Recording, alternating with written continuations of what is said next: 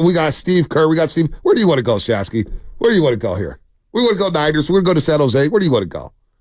Where's your head at? Where's your head at, honestly? My head's all over the place. Yeah, today. No, I can tell. I'm a cone head right now. The morning melon. Well, be careful being a cone head because people put you in the box with Lola Grant. Oh no, I was going like Dan Aykroyd. Shout out to Lola Grant. I thought of the movie from. Yeah, that's what I was saying. Like Dan Saturday Night Live. Funny. It was a terrible movie. I was disappointed. I watched it at the Kabuki. Chris Farley was great though. It was sad. Love a good Dan Aykroyd bit. Yeah, it was good. Listening to the Steve Kerr sound, it sure feels like he can see the light at the end of the tunnel in terms of the end of his coaching career with the Warriors. I don't know if that's the end of his coaching. Like Bochy, we talked about Bochy this morning. I do believe Bochy, to a degree, was burnt out. And the Giants situation, like, I'm not mad the Giants decided that they needed to move off Bochy. What I was mad about is that you didn't let him kind of like call it on his own terms, and which is tough, but you chose Kapler to replace him. I mean, come on. Like, what are we doing, right? So everything comes to an end. Steve Kerr has been one of the greatest coaches in NBA history. Clearly the best Warrior coach in my life. It's not even close. No doubt. Don Nelson was amazing, but he's nowhere near what Steve Kerr's accomplished. But the same thing that he said regarding, like, there is a shelf life, I kind of feel him on that. And maybe he needs to recharge his battery. I wonder how many more years he has left with the Warriors. I'm a little behind. No, I am too. I mean, we're near the end. Let's be real. We're near the end. Steve Kerr's talked about it. Bill Walsh talked about it. There's a shelf life of coaching. Like, that's why I think Mike Tomlin's like, how long is he going to last in Pittsburgh? Now, I know they do things differently in Pittsburgh, but there's a shelf life when it comes to coaching. Guys take time off. Yeah. They come back. And you feel like we're at that point with the Warriors. And the first domino fell before last season when Bob Myers decided to step away. So now the basketball president of operations are gone. We don't know what's going to happen with Klay Thompson this offseason. Some think he's a guarantee to be back. Some have no idea. I have no idea. I don't know where Klay's at. I don't know where the Warriors and Klay are at in negotiations. I don't know. But one of the members of the Big Three could be gone. We know Draymond's contract. We know Steph's contract. But the end is near for this current regime of the Golden State Warriors. Now, we know the constants that's going to be around forever is hopefully Joe Lacob, Peter Cooper and company, and Kirk Lacob and Mike Dunleavy. Hopefully he's here a long time because I think he knocked it out the park with his first ever NBA draft, running the draft, that is. So it is near. And could it be after next season? It's possible. Could it be after 2 years? It's possible. Maybe he rides out with Steph and Dre.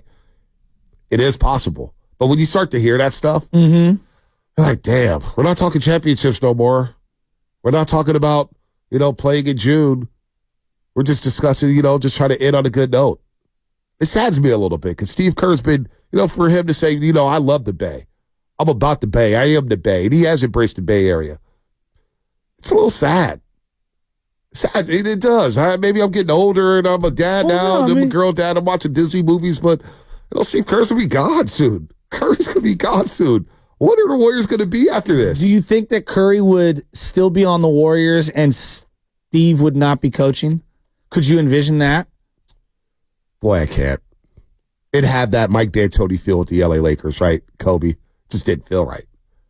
Mike Brown with the Lakers just didn't feel right. Yeah. After Phil. You know what I'm saying? It just didn't feel right. Yeah. Tim Floyd after Phil Jackson in Chicago and all the Bulls are gone. It's like, that doesn't feel right. Well, Steve was saying in this interview with Raj Mathai, which was a brilliant interview, that he has a tough time communicating with, and I'm paraphrasing, with young players. And I'm saying to myself, all right, does he mean 19-year-olds? Because I get that. Yeah. Or does he mean 25, 26, 27, 28-year-olds? Because guys that we would like to acquire, let's just say a Brandon Ingram. Does he know how to communicate to a Brandon Ingram? Is that what he's getting at? Well, he did coach Brandon Ingram in the FIBA championships last year. And they didn't win a medal. Yeah. So I don't know. And you know what? The more I think about Brandon Ingram, he's an ISO player. The more I've been kind of watching him, especially when I was sick, I was like, all right, who can the Warriors get? Let me try to figure out who they're going to move for, who's going to be available. I'm not sure Brandon Ingram fits alongside Draymond Green and Steph Curry. And I'm saying those two players because I know for sure they're going to be back. I have no idea what the rest of the roster is going to look like. Yeah. So I think he means the Kumingas, the Moody's, the TJDs, the Pods. Now, TJD and Pods are different. They played a lot of college basketball. Kuminga didn't play college basketball. Moody was one and done. And the league is now transitioning. These guys are not playing a lot of high school basketball. They're going straight to the league, you know? AAU is basically carrying them, a lot of these players. Like Zion, I know he played at Spartansburg, South Carolina, but really we got to know Zion on the AAU circuit when he's ducking on everybody. I just keep coming back to like coaches evolving and staying fresh with the times. Football's different. The roster turnover, it just makes things different. And because the sense of urgency of everyone's contracts, I understand that. But like when I look at Andy Reid, clearly he connects to young players. Wouldn't you agree? He does. He connects with a lot of players. I think that they also see that like, oh, if I buy in, this is where I can find my most success. Football's so different, though. I know. It's so different. What's the basketball equivalent? It's so, like, we asked Bob Myers this, because Bob Myers went to the NFL scouting combine. Yeah. And I asked him, you know, what's the difference between scouting a young player coming out of college football as opposed to a player coming out of college basketball? And it's night and day. Because football, it's a sport where it's physical. It's going to test you mentally. You're playing under the biggest, brightest lights. You know, especially if you're playing in the SEC, it's big-time stuff there. So you're conditioned. You already know, like, man, my pathway to get to the NFL, I need to do X, Y, Z, boom, boom, boom, boom, boom. College basketball, it's all about the coaching, and it's overcoached. And so these players, they're a little more immature coming out of the NBA circuit than they are the college football circuit. I think the maturity levels are just different. No, that's undeniable. Undeniable. But I'm saying, like, who's a guy that's aged in the NBA as a coach and still connects and develops young players? In the NBA? Yeah. Because I think Spoelstra, everyone points to him, but he also doghouses young guys. He does. I mean, like, I know Jaime Jaquez has had a great year this year, and that was awesome. Tyler Hero's been up and down like a stock. A lot of young players play on bad teams. Yeah, that's true. And a lot of those young teams are bad, and those coaches get fired. So it doesn't matter how much they develop them. They end up getting fired. Like Scott Brooks, for example, was tasked with coaching Oklahoma City, a young Russell Westbrook, James Harden, Kevin Durant. And I don't care what anybody says. I thought Scott Brooks did a hell of a job. He got them to the NBA Finals for crying out loud. And then injuries derailed him, a bad trade to James Harden. I thought he did a hell of a job. But you don't ever hear anybody say, hey, give Scott Brooks credit for developing or helping develop Kevin Durant or helping Russell Westbrook become the player that he is. So Scott Brooks was a guy that I thought, wow, I think he could be a good coach. Now he's resurfaced. He's got fired a couple times. Now he's an assistant. So a lot of coaches who are tasked with developing young talent are coaching on bad teams. But one guy who's right now playing in the playoffs, we'll see him tomorrow, Mark Daignault, Oklahoma City. Chet Holmgren, SGA, Jalen Williams. Jalen Williams. But they don't have any, like, 30-year-old guys or older that they're attached to. So I think that, to your point about, like, normally it's a young nucleus and a young team, like, he's the age of that team. Now, if that team goes 7 years and now they're all in their 30s or whatever, how does he incorporate the young guys? Like, that's why I'm looking for somebody with a longer track record, like Thibodeau. Does Thibodeau connect with young players? I don't know. Sure doesn't feel like it. Daignault, by the way, 39 years old. He's very 39, young. very young. He's been there for a while. Very young. Been there for a while. So it's tough because when you're trying to win in the NBA, you need vets. How many young players win? Very outside few. Of Magic and Larry Bird. Yeah, but they were also... You know what I'm saying? And they had veterans on their teams. Yeah, exactly. You know, Magic had Kareem. You know, Bird had Corbett, Maxwell. You have vets. It's a tough deal. It's a tough deal to integrate both youth and vets, and I think the Warriors have learned that the hard way. Well, they ended up winning the championship, but let's be real. The only player who really impacted from a young standpoint, or being a young player, was Jordan Poole. Moody had his moments, but Kuminga didn't play that postseason. James Wiseman was hurt. And then you look at last season, Poole was a mess. Moody contributed here and there, and Kuminga was in the doghouse. He wasn't really playing. I think the essence of being a great coach is evolving over time. And to your point about the NBA being different than the other sports, I totally agree.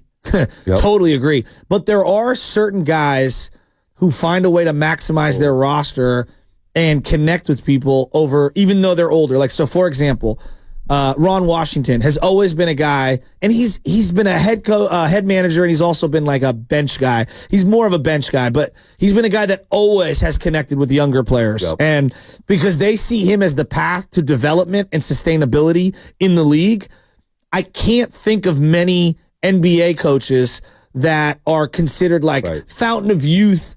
I'm gonna tap into the young guys, and I am gonna help you get to that next level. Well, you know what? How can we blow this? We blew this. What I think about Popovich, but right now we're watching him. Yeah, but Pop was like hold on. 8 I'm years. not gonna stop there with Pop.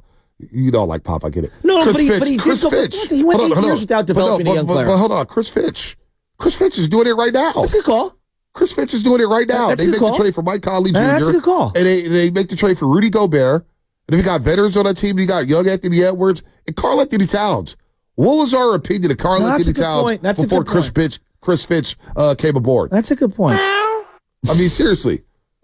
He hit a shot last night, and all I could think of was that sound right there. It's just, Dude, I mean, no, Chris Fitch has done a hell of a job at doing that.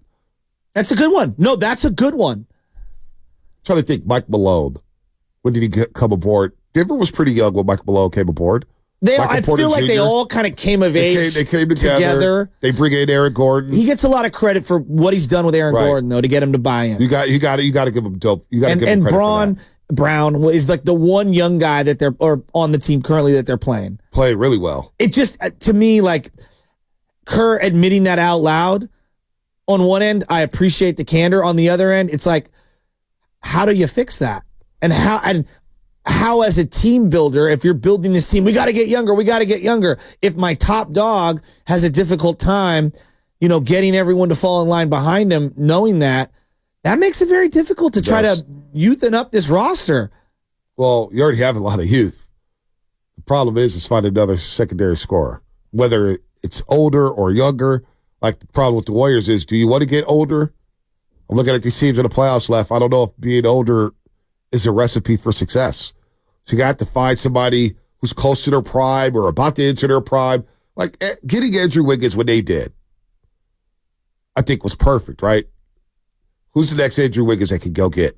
Who's maybe in their prime or starting to ascend or hasn't even tapped into all their potential? And then what is it going to cost you? That's what we're talking about. What assets are you willing to move? Is everybody on the table? Is just Steph untouchable? Is Draymond untouchable? Like, what are you? We don't know. And that's why it intrigues me. The anxiety's kind of killing me when it comes to the Warriors because as much as I'm enjoying these playoffs, and I can't wait for Game 7 between the T-Wolves and the Nuggets. And if the Pacers win today, we'll get 2 Game 7s on Sunday. Can't wait for it. I think that's going to happen. I think the Pacers win tonight. I've been wrong. Don't quote me. Don't bet. Saying, hey, I listened to Bonte Hill and Marty Rose. He said the Knicks are going to lose. Don't bet because of my opinion. I've been wrong a lot. But as we get these Game 7s, and we get closer to the conference finals and the NBA finals, what's going to happen with these teams? Like I'm looking at, we all asked for chaos before the playoffs. Clippers, Lakers, Sixers, Cavs, the Magic. What are they going to do? The Heat. There's all these teams. The Bulls. They're going to make moves. OKC's probably going to do something with Josh Giddey at some point. Minnesota. What happens if Denver loses on Sunday? What are they going to do? Will they say, you know what, we run it back, or we need to make some tweaks? We need to move off some money. I don't know. But that's what intrigues me. What is going on with the Golden State Warriors? Because I tell you what, you brought up Klay Thompson. Today's not the day for it. But what if the Warriors do re-sign Klay Thompson and Klay Thompson agrees to come back to Golden State? What's that reaction going to be like with the Warriors fan base? I would think that it'd be positive. Like, hey, we got Klay. He's going to retire a Warrior. But I'm nervous about that, considering how many calls we took and how many messages we're getting about Klay Thompson. Could you imagine re-signing Klay Thompson having a negative effect on the fan base? I think that's absurd, but it could happen. I think it would reverberate in 2 ways. One, general happiness that one of their favorite players is still here, but it would also signal like, so we're just running it back.